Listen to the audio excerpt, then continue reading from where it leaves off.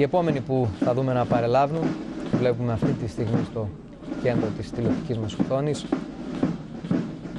είναι βέβαια οι γνωστοί σε όλους μας βατραχάνθρωποι, ένας ουλαμός της διοίκησης υποβρυχίων καταστροφών, τα περίφημα ΟΙΚ. Αποτελούν εξαιρετικά επίλεκτο και εκπαιδευμένο τμήμα των ενόπλων δυνάμεων, έτοιμοι να ανταποκριθούν οποιαδήποτε στιγμή στο κάλεσμα της πατρίδας και να αναλάβουν με επιτυχία τις πιο παράτολμες αποστολές. Δικαίως τους αποκαλούν τη σιδερένια γροθιά του πολεμικού μας ναυτικού, που θα προκαλέσει ανα πάσα στιγμή θανάσιμο πλήγμα στον εχθρό.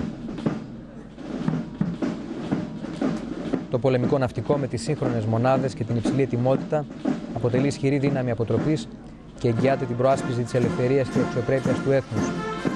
Παράλληλα, συνεισφέρει στις ανάγκες του ευρύτερου κοινωνικού συνόλου και ιδιαίτερα του νησιωτικού πληθυσμού. Θα πρέπει να το τονίσουμε αυτό.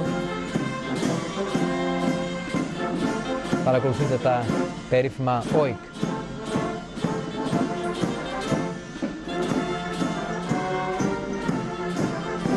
Άντρες με ιδιαίτερα σκληρή εκπαίδευση.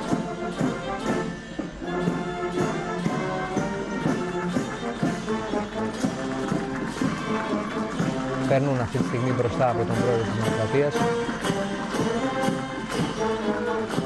δεχόμενοι τα θερμά χειροκροτήματα των παρισταμένων.